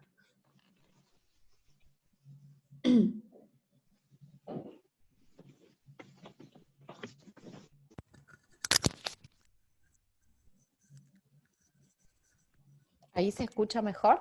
Perfecto. ¿Sí? Buenísimo, Sí, buenísimo. Bárbaro.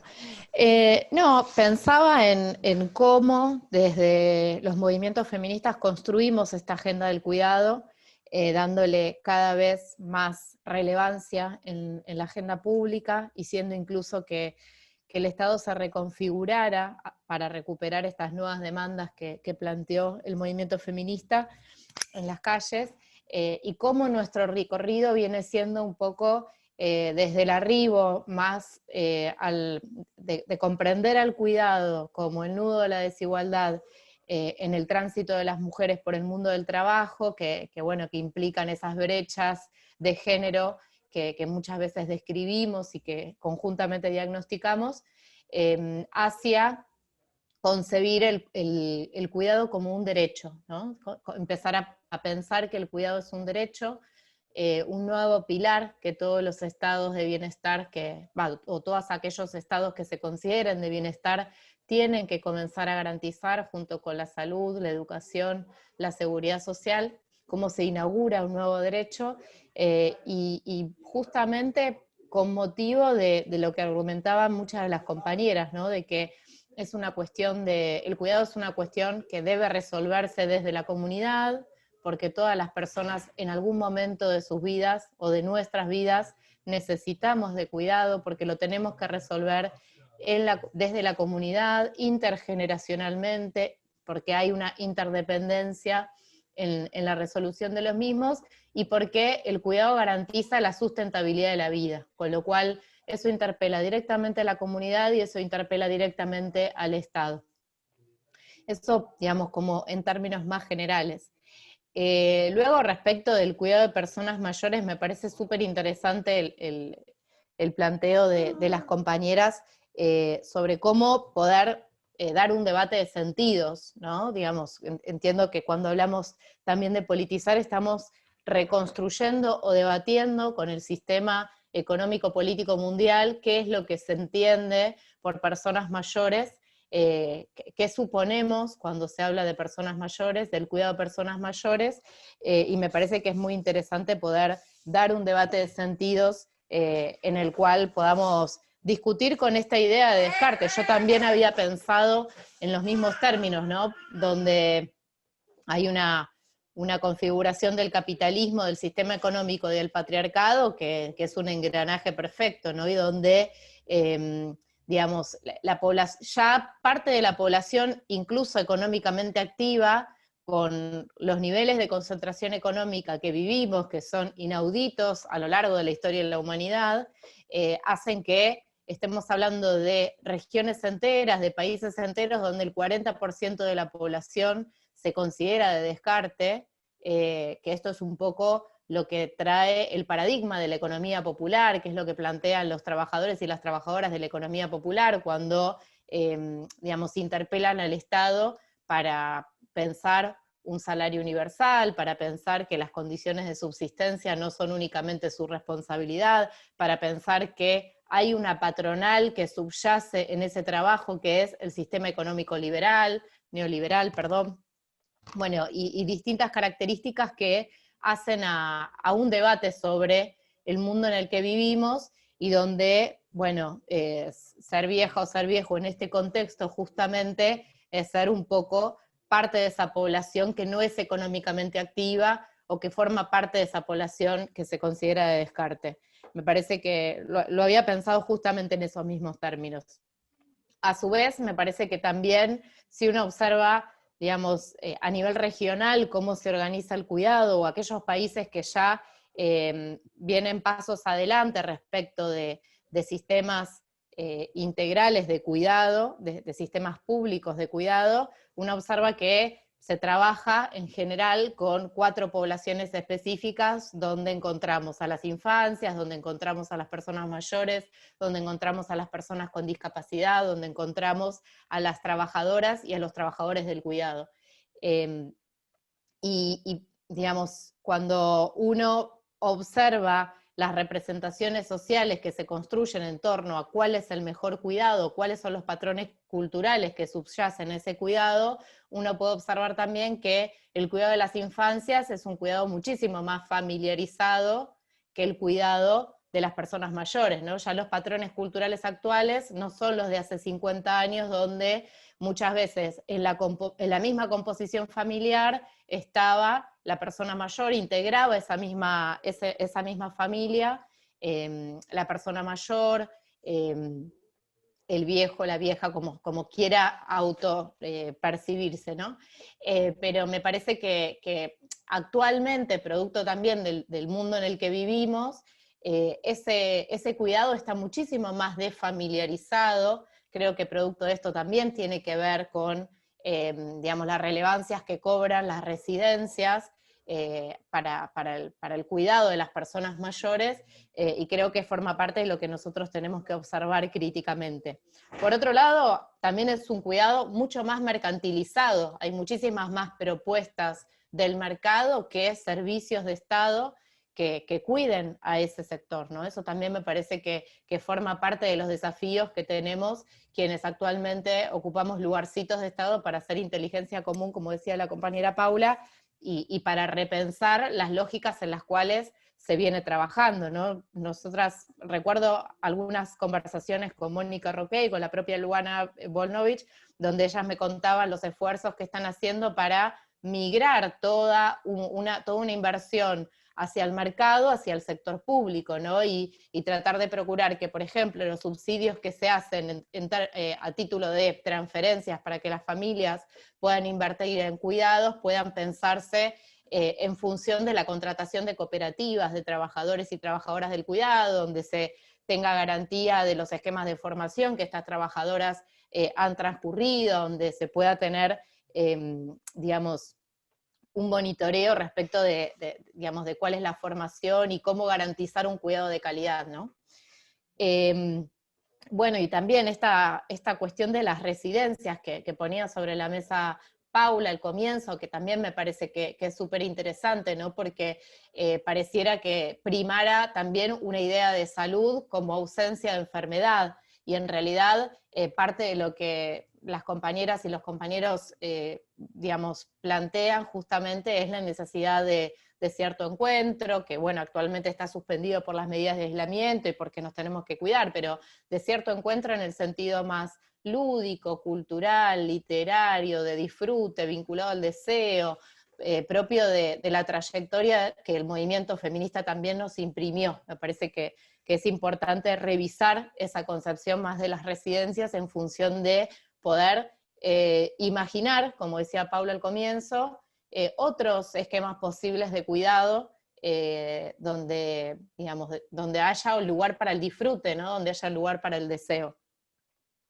Y también con esta perspectiva que coincido con las compañeras de tratar de propender, o nosotras desde de los esquemas de formación que hemos trabajado con las compañeras y con los compañeros también, porque se inscribieron algunos compañeros, trabajadoras y trabajadores del cuidado de personas mayores, cómo propender siempre a los mayores niveles de autonomía, ¿no? Cómo tratar de fortalecer la autonomía como eje central y transversal en ese cuidado, a la vez que me parece súper relevante esto que planteaban las compañeras sobre cómo recuperar la voz de aquellos actores y actrices, ¿no? Porque siempre que pensamos en procesos de transformación, uno no puede pensar que puede impulsar esos procesos de transformación por fuera de los sujetos que protagonizan, digamos, esos planteos, con lo cual me parece que es muy importante pensar que tenemos que recuperar las voces,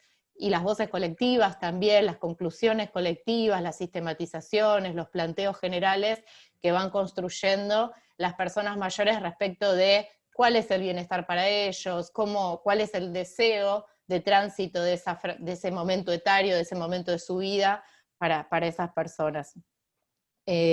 Así que bueno, eso como cuestiones, digamos, más del punteo que me hice para compartir con ustedes.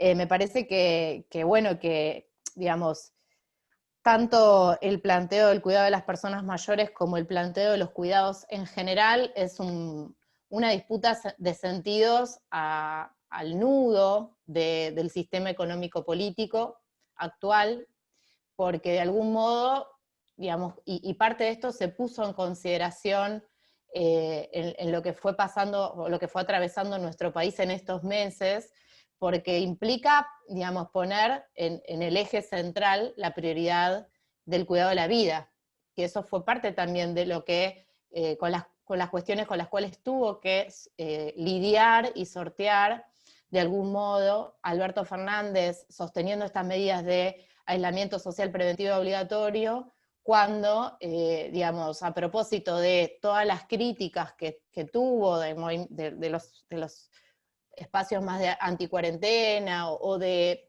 digamos, de poderes económicos, ¿no? Que, digamos, que ponderan la reactivación económica y el sostenimiento de la actividad económica por sobre el cuidado de la vida, digamos, el presidente ha tenido una definición muy clara y muy concreta y muy desde un profundo compromiso con el cuidado de la vida, pero me parece que algo digamos, de esa tensión y de esa construcción de sentidos es la que estamos discutiendo con el sistema económico-político mundial respecto de cuál es la centralidad que tiene que tener el cuidado de la vida en el marco del mundo del que vivimos. Así que bueno, esas algunas reflexiones que me parecía importante compartir con ustedes, las ronderas.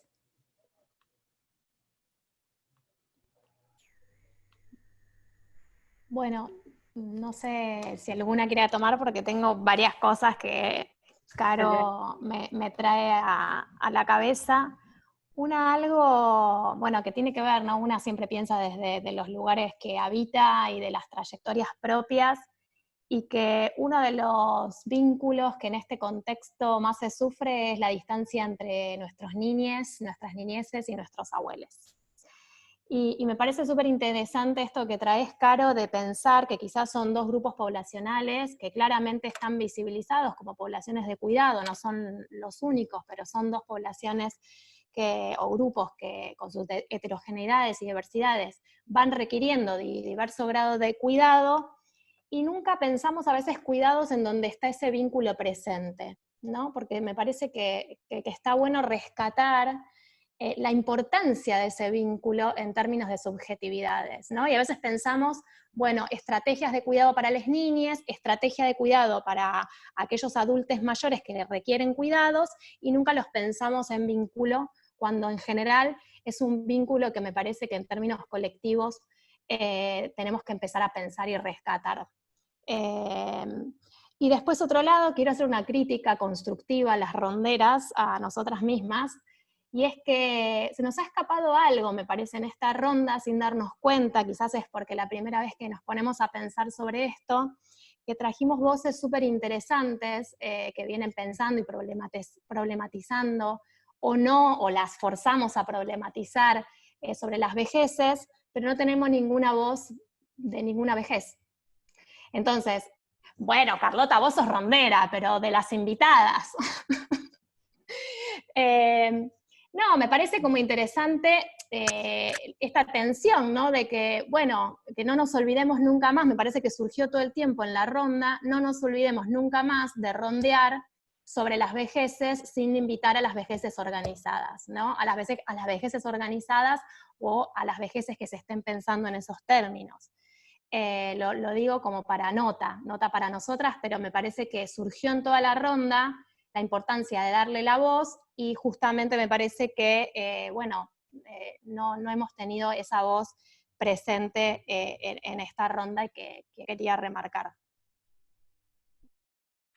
No, yo creo que lo tomo, André, pero vuelvo a algo que traje al principio, que primero está, creo que lo decía Paula al principio, cuando decía la vejez como algo que tratamos de evitar, ¿no? Como algo malo, algo no deseable, algo que bueno, que tiene que ver también con esta construcción de las vejeces, y que para muchas, hablo de mí en todo caso, esto que decía, es difícil ubicarnos porque digo, bueno, soy vieja, tercera edad, ¿cómo me defino, no? Digo, ¿desde qué parámetros me nombro como una persona que pasó los 60 años, pero que no se siente, en todo caso me puedo identificar con la revolución de las viejas, ¿no? Porque hay algo ahí potente y creativo y vital, poco lo que decía Carolina. Entonces creo que hay un tema también de que es un proceso también de pensar, porque es tan, el estigma o la asociación a la vejez es algo tan negativo y tan asustador, tan abrumador, que es difícil ese tránsito también, ¿no? De reconocerse que uno está en esa etapa de la vida, y ahí viene el tiempo, qué significa, ¿no?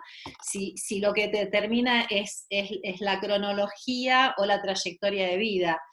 Que definitivamente es la trayectoria de vida, pero hay un momento donde no encajas en ningún lugar, y creo que también es poder recuperar esa voz y poder decir, empezar a nombrarnos, ¿no? Creo que para quienes transitamos, no sé, veo muchas amigas, compañeras, la veo ahí a Lidia, bueno, a Estela, que es más joven, pero digo, es un desafío nombrarnos. Y ahora sí hablo en primera persona, ¿no? Porque la asociación que aparece, si me reconozco como vieja, tercera edad, me parece como qué quiere decir, no me significa nada, vieja. Entonces creo que hay un tema ahí, como decía Paulita, el lenguaje es performático. Entonces, bueno, creo que tenemos que también pensar cómo nombrar esas vejeces y cómo incluirnos ahí, cómo cómo acompañar ese tránsito de poder reconocernos y reconocer en esas arrugas, porque hay toda una imagen también, esto de los cuerpos descartables, ¿no? No sos descartable para el mercado laboral, para el mercado sexual, para todo. Entonces creo que ese tránsito es un tránsito también, que si bien muchas de nosotras venimos desde una militancia histórica y rompimos muchos techos de cristal, es todavía un trayecto difícil de recorrer, y creo que estos espacios quizás habiliten. Y la otra reflexión que quería, que me deja esta ronda y haber escuchado algunas de las historias y pensar incluso en primera persona, que considero que soy una privilegiada, ¿no? Que digamos que una trayectoria que posibilitó, en parte también porque hay políticas públicas en este país, por ejemplo, que habilitan que muchas personas que venimos de familias sin los recursos pudimos acceder a la universidad. Bueno, hay una cantidad, como creo que Paula decía también, cómo hay condiciones de posibilidad para tramitar la vida y las vejeces que son desiguales y injustas. Y en esto que venimos planteando de los feminismos, que pusimos en el centro de la escena, de la importancia de los cuidados, y algo que creo que fue Cecilia Palmeiro planteó en la primera ronda, si no me equivoco, que terminó diciendo, y que lo recuperan las compañeras en un artículo que publicaron hace poco en Anfibia, lo esencial es el cuidado, no es que hay trabajadores esenciales, o sí los hay trabajadores esenciales, pero lo que es esencial realmente es el cuidado. Porque el cuidado es lo que, digamos, sin cuidado no hay sustentabilidad de la vida, pero también tenemos que pensar el cuidado como una sustentabilidad de la vida, de vidas que sean dignas de ser vividas, ¿no? Digo, porque después de escuchar, por ejemplo, el relato de Luli, digo, digamos, no es solamente sostener la vida, sino vidas que sean dignas y que puedan sostener el deseo y la autonomía de poder elegir cómo queremos transitar esa vida, ¿no? Y no que las opciones, según dónde naciste, o con qué definiciones o cómo fue esa trayectoria, te limitan las posibilidades de elegir también cómo tramitar la vejez. Que bueno, me quedo pensando mucho en eso, ¿no? De sostener la vida, pero también vidas que sean dignas de ser vividas, ¿no? Recuperar también esa dimensión de que la vida vale cuando la podemos vivir en plenitud, si no, es algo que también recupero lo que decía Carla, de la importancia que creo que todos podamos tener vidas dignas de ser vividas y vejeces donde podamos elegir, es algo que nos hace vivir mejor a todos, más allá de los privilegios, ¿no? Que hayamos tenido de poder acceder a ciertas opciones, pero que la posibilidad de sustentabilidad de la vida, en el sentido de la dignidad, tiene que ver con que todos podamos elegir, con que no sea un privilegio. Bueno, miles de cosas más, compañeras, pero hermosa la ronda y lo que fue saliendo. Yo quería agregar una cosita me parece que es un tema que es súper interesante y que no se agota, digo, abrimos como algunas de las posibilidades de pensarlo, creo que hay muchas, pero que también está bueno que lo hagamos, porque pensaba en la frase que nos trajeron los feminismos, de que lo personal es político, y cuánto de lo personal de la vejez lo asocia con la frase con la que abrió Pau, de politizar las vejeces, ¿no? Cuánto se ha despolitizado la mirada sobre la vejez, cómo tenemos que volver con esta politicidad que pensamos del feminismo para abordarla, y también porque la vejez queda muy asociada a lo doméstico, ¿no? A lo que pasa dentro de las casas. Y si algo aprendimos es que lo que pasa dentro de las casas también es político y también vale la pena que lo pensemos. Entonces me parecía que es un tema que quizás la pandemia nos puso a pensar y que está bueno que mantengamos el ejercicio. Y un poco lo asociaba con la primera ronda, que la primera ronda salió mucho, un poco sin querer, pero por los temas que nos trajeron algunas de las ronderas, el tema de la muerte, ¿no?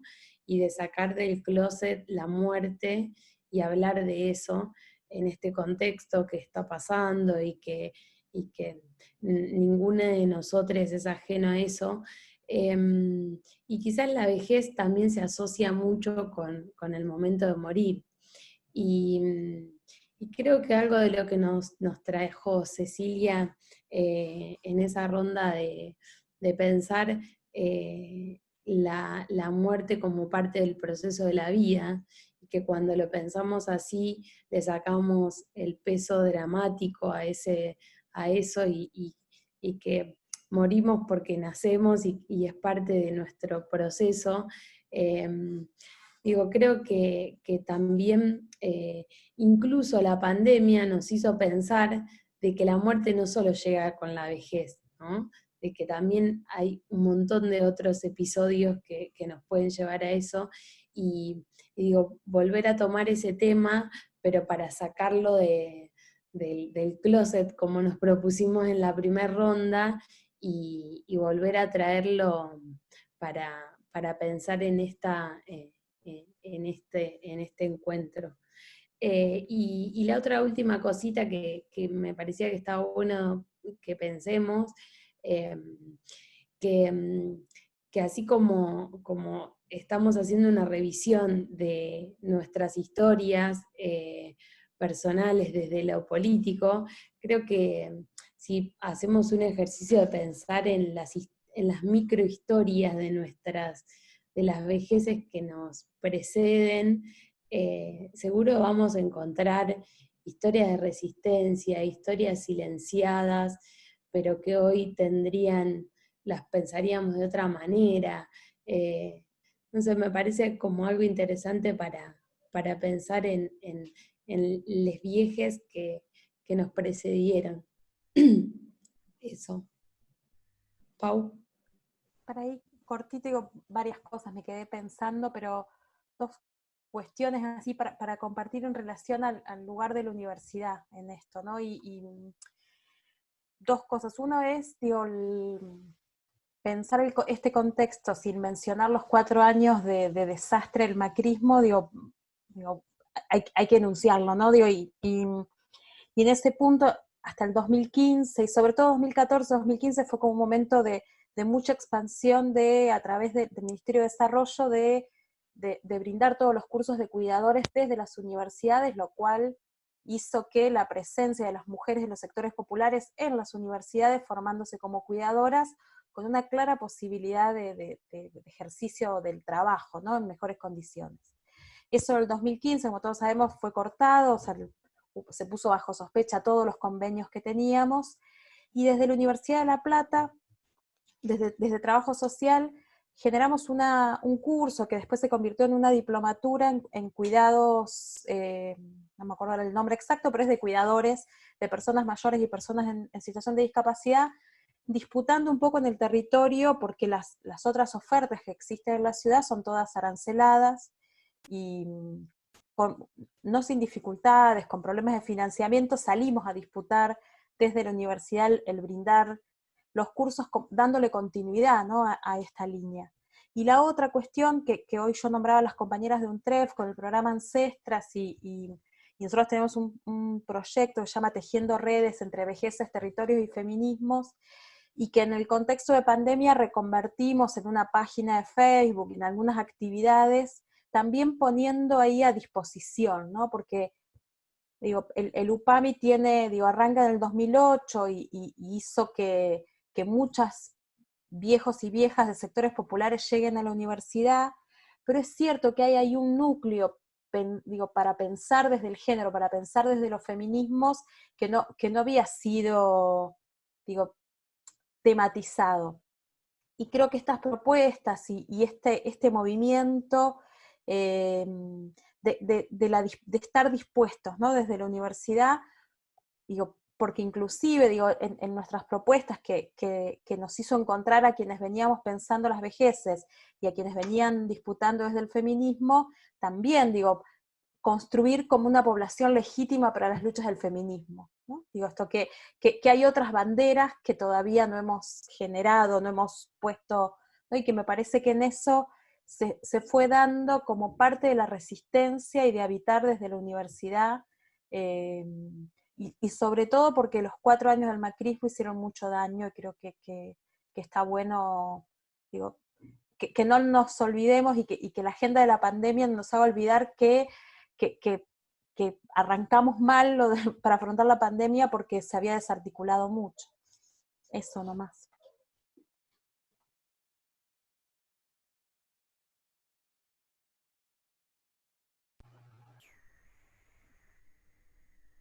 Algo que me resonaba en relación a algo que trajeron Caro y Pau respecto a los procesos de transformación y a la recuperación de voces, que André le disparó esta reflexión para nosotras, que tomamos nota. Gracias, André.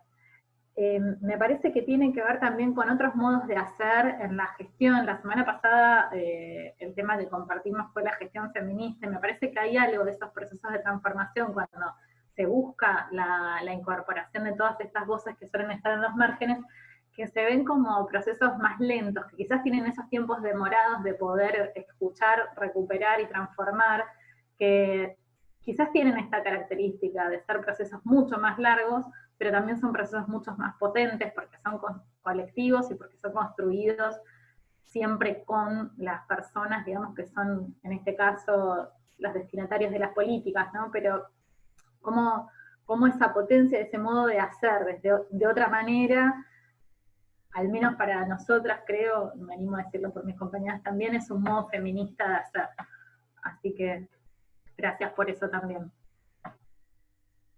No sé si alguien más quiere agregar algo. ¿Carly? Caro levantó la mano. Caro. Una invitación para mañana que le pasé a Agos, que en todo caso después puede compartir, que también nos vamos a estar encontrando a las 18 horas desde la Dirección de Cuidados del Ministerio de Desarrollo Social, junto a Mónica Roqué, Tomás Pesac, de Desarrollo Social, Claudia Carrillo, que es presidenta de la Cooperativa de Trabajo Cuidar, y Silvia Polimeni, que es una compañera que es profe de la UNCI y nos acompañó en todo el proceso de la diplomatura de cuidados de personas mayores, que a propósito un poco del mismo tema, ¿no? El cuidado de las personas mayores en la Argentina, nuevo paradigma y desafíos desde la política pública. Buenísimo, Caro. Después lo compartimos, le decimos a Manu y lo compartimos con todos, así les llega. No, por ahí podríamos hacer un cierre, ya que estamos terminando, pero yo en lo personal quiero agradecer a todos los que nos estuvieron acompañando todos estos encuentros, pero lo agradezco personal porque me ayudó a pensar 1.000 millones de cosas que sola uno no piensa, que en la conversación, en el ejercicio que nos fuimos haciendo encuentro a encuentro, nos transformamos, creo que un poco todos, y yo quedé súper contenta con estas rondas y me parece que está bueno cuando podamos ir repitiéndolas. Más adelante lo haremos, pero nada, un poco quería traer esto para que un poco hagamos un cierre colectivo, pero que yo decirles gracias. Sí, yo un poco también reforzar lo que dice Carly. Nada, muchas gracias por todos estos encuentros, habernos acompañado, rescatar lo que nos dijo ahí nuestra compañera Estela, que no sé, me quedó perdido el mensaje, pero que decía algo así como, bueno, cuando hablamos de vejeces somos casi 1/3 de los participantes que fuimos en las otras rondas. Digo, siempre fuimos entre 100 y 120 participantes, y ¿no? Como hablar de vejeces hasta a veces nos corre, y de hecho tengo un montón de compañeras y compañeros que venían súper participando, y hoy no puedo, pero digo, bueno, también es interesante pensar, ¿no? Cómo, bueno, sigamos sosteniendo estos espacios de discutir las vejeces, pero sin olvidarnos de convocar a las voces de las vejeces y corrernos de ese lugar de hablar por ellas, ¿no? Como sí creemos que rondear siempre aporta la diversidad de voces en las rondas es lo que nos hace mover y tensionar los pensamientos y desencadenar procesos de transformación, pero creo que acá las compañeras trans siempre nos han dicho todo con nosotras, nada sin nosotras, y creo que me parece que lo mismo lo tenemos que sostener para cuando hablamos de vejeces, nada sin ellas, nada sin sus voces, así que me parece que, bueno, agradecerles y no sé, le paso la voz a las otras ronderas para ir cerrando. Agos, ¿qué decir? Te vi prender. Dale. Bueno, no entendí, así que voy. No, yo un doble agradecimiento. La verdad es que he tenido el privilegio de haber llegado a esta etapa de la vida y siempre digo que esta gestión, de estar en la gestión con las compañeras es el bonus track de la vida, porque me estaba por jubilar y bueno, y llegó la convocatoria de sumarme con las ronderas a la gestión en la provincia de Buenos Aires, y realmente es una experiencia hermosa, energizante, y decía ahí una compañera de la dirección, la edad es un hecho cronológico, nos sentimos jóvenes o viejas, y bueno, la verdad es que tengo que repensar, digo, uno de los agradecimientos es que tenía expectativas cuando pusimos este tema por esto que decía de cómo nombrarnos, ¿no? Cómo empezar a nombrarnos de una manera en que nos sintamos cómodas, y bueno, y esta ronda para mí personalmente es como la posibilidad de decir, bueno, estoy en este grupo de la tercera edad, que cuesta decirlo, cuesta decirlo. Además, a medida que envejecemos, generalmente nos parecemos a nuestras madres, entonces da un poquito de miedo a veces, porque nos vamos pareciendo y reencontrando también con ellas, ¿no? Bueno, y ese es un primer nivel. Y el otro es que para mí estas rondas es lo que es un insumo para la gestión realmente. Siempre decimos que gestionar de alguna manera te va embruteciendo porque estás siempre resolviendo problemas y sobre todo en este contexto de pandemia, y estas rondas han sido la posibilidad de abrir múltiples sentidos, esto que venimos diciendo, explotar las categorías, y bueno, porque realmente algo que nos enseñó el feminismo es que la potencia está en lo colectivo, ¿no? Que no hay saberes ni éxitos individuales, que siempre es parte de algo, de un proceso del que somos parte, y es un lugar que me gusta mucho ser parte de algo que me contiene, pero que también me trasciende, ¿no? En el sentido, hoy hablaban, André, Paula hablaba de las mujeres que nos precedieron, de las generaciones y generaciones, y hay algo ahí que estamos recuperando como feministas, que es esta potencia de lo colectivo. Así que bueno, inmensamente agradecida por tener la posibilidad de seguir transitando estos espacios de amorosidad y de pensamiento creativo, ¿no? Así que gracias también, lo disfruté muchísimo. Bueno, me sumo a todos los agradecimientos de las ronderas.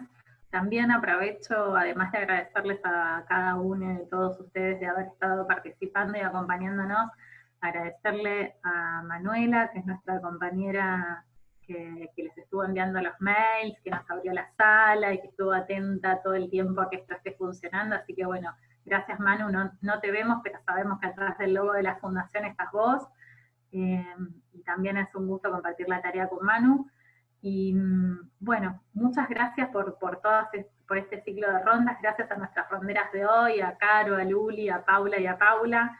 Fue un placer compartir con ustedes este espacio. Y bueno, a nosotros nos gusta cerrar con una frase que le tomamos prestada a una amiga, que es Raquel Robles, que dice así: vencer no es un lugar en el futuro, es una ética. Vencer es intentar de todas maneras, de cualquier manera, siempre. Y nosotros le añadimos organizadas y en ronda. Así que bueno, muchas gracias a todas, a todos. Será hasta las próximas rondas. Gracias.